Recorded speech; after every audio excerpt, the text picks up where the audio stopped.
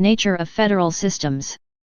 Most scholars seem to agree that federalism is a device for organizing two or more levels of government that assume different sets of responsibilities and manage the affairs of a country.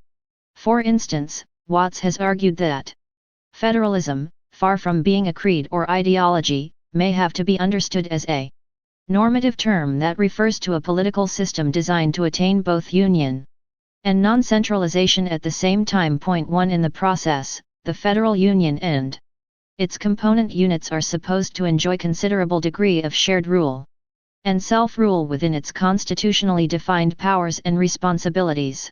In our African setting, characterized by considerable internal diversity and need for integrated national efforts towards social and economic advancement, it may rightly be asserted that federalism relates to the idea of having a workable political arrangement that necessarily requires the perpetual existence of different levels of authority sanctioned by a supreme constitution which has to serve as a broader national framework for building consensus, accepting the principle of unity in diversity as a basis for nation building.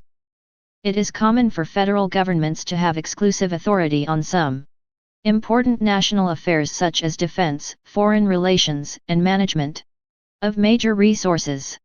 Likewise, practices of several federal countries show that the units manage some of the local matters as their exclusive constitutional mandate. But modern life of nations does not allow so strictly compartmentalized division of functions in real practice. Contemporary theories and practices, therefore, almost invariably require cooperative working relationship between the national and the local authorities. Federal states share some important essential qualities, despite variations that may arise due to the different realities of the countries concerned.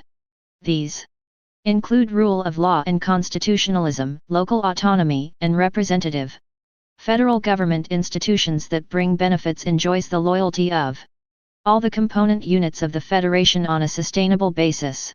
Currently, there are about 26 federal countries which have, in spite of the basic similarities, variations in the way they organize its respective government structures. As a result, different federal systems came to reflect diverse political and constitutional traditions, practices, and historical experiences. Such peculiarities reflect not only differences in terms of history and societal structures, but in addition to these, they indicate the levels of socio-economic development and degree of political maturity of the different actors in the countries concerned. One of the areas where federal systems exhibit considerable variations is the way they organize the second level of authorities. For instance, in the case of the older federations, USA and Switzerland seem to portray the major distinctions in this respect. The states in the US stand on fairly different grounds as compared to the Swiss cantons, which are positioned in a way that permits the different racial, linguistic, and cultural groups maintain their diversities within the federal union. The newer federal systems seem to be influenced largely by diversity-based considerations.